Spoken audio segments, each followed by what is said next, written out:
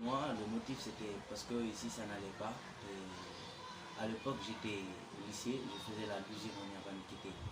Mais là, pour moi et dans la famille, ça n'allait pas du tout. Et là, on voulait vraiment réussir et aider la famille. Et on avait pris de l'argent ici dans la famille.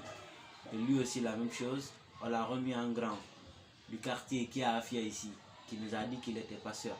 Et maintenant, quand on l'a donné de l'argent, c'est lui-même qui nous a embarqués pour aller à Bamako. Avant de bouger ici, on avait une somme de 26 millions avant de bouger.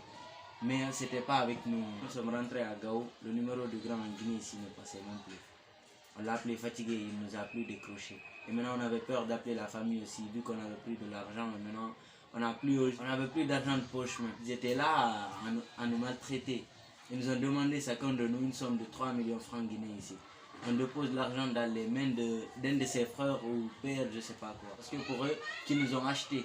Maintenant, on devrait se racheter aussi nous-mêmes, quoi. Ou bien la famille devrait nous racheter, c'est ça. On nous a laissé à peu près à 45 kilos. On a marché, fatigué. Pendant que les coxeurs guinéens nous avaient dit qu'ils vont nous laisser seulement à 5 kilos.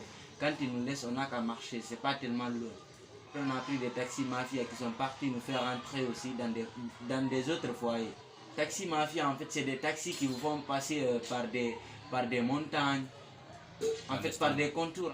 Après, ils nous ont aussi demandé une somme de 1,5 million. Ça faisait même pas 2 jours qu'on avait déposé les 3 millions, on me demande aussi une somme de 1,5 million. Et là, j'ai appelé les parents aussi, eux-mêmes ils ont dit qu'ils ne pouvaient pas me déposer ça en fait. Je suis resté là-bas pendant 3 semaines. Il y a un arabe qui est venu me prendre pour que je parte travailler dans son restaurant. Pendant 2 semaines, j'ai travaillé. On avait conclu une somme de 11 000 dinars comme ça le mois. 11 000 dinars. Maintenant, il a voulu profiter de moi, soi-disant que j'étais gay. Après, maintenant, je suis sorti, il ne m'a pas payé ni rien. Je suis resté là-bas pendant 3 mois. On n'a pas pu travailler parce que même si je partais dans les chantiers, on me disait que je n'avais pas la taille. Après, ils m'ont déposé une somme de 7 millions de nos francs guinéens ici, dans les mains de la famille d'un coxeur qui résidait à Libye. L'Algérie et Libye, on a fait 3 jours de marche, on était dans les pick-up, on n'a même pas vu un Libyen jusqu'au bord de la mer. On avait fait plus de 7 changements de voiture, mais seulement la nuit, on ne voyait rien. Des fois même vos yeux sont bandés, vous ne voyez rien. Après maintenant, nous sommes arrivés au bord de la mer, et là où je suis resté pendant 6 mois, sans boire de l'eau potable. Et un jour aussi, ils sont venus nous attaquer dans le camp où on était à Libye, et là aussi, on a fait 3 mois de prison. La famille ne savait pas où j'étais. En ce moment, j'avais aussi perdu contact avec la famille et tout. Et puis, on partait maintenant travailler dans un centre. Ils nous faisaient maintenant partir travailler là-bas comme si c'était des travaux forcés. Pendant 3 mois, on venait nous suivre. Ils ont des fusils à main, on nous regarde, on travaille et puis on rentre aussi dans la prison.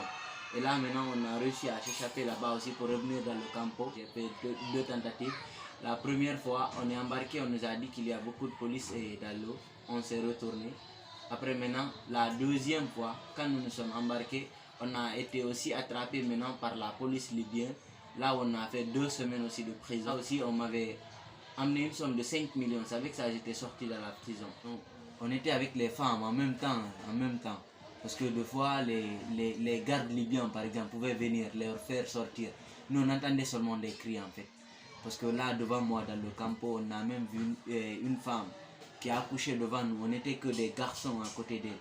Et elle-même, elle ne connaissait pas c'était qui le père de l'enfant. J'ai vu des choses dont j'avais jamais vu. J'ai vu 3 garçons profiter d'une seule fille en fait. Bon, il y a eu des choses qui sont...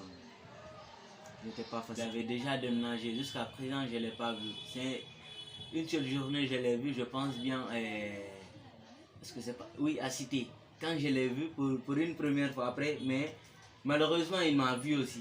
Je ne pouvais pas parce que là, même son compte Facebook, il a bloqué. Je n'ai pas sa photo ni rien. Et quand je suis parti chez lui, les gens ont dit directement qu'il a déménagé. Ça fait longtemps maintenant. Là, je suis resté plus de 6 mois à Libye.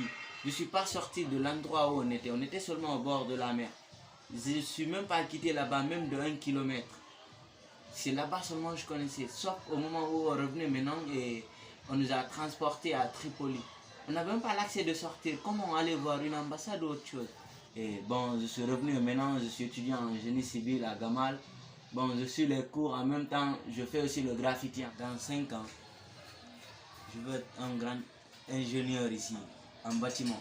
En fait, c'est ça le projet. et maintenant aussi être un fonctionnaire international de l'Union européenne, parce que là je veux aussi lutter au compte des migrations, surtout sur la migration irrégulière comme je le fais maintenant. Tout ce que je peux dire, si vous voulez voyager vraiment pour aller en Occident, partez par la voie légale. En fait, par la voie clandestine, c'est pas tellement facile du tout. Il y a d'autres qui réussissent, mais la majeure partie aussi échoue en fait. Et puis aussi, surtout pour les femmes.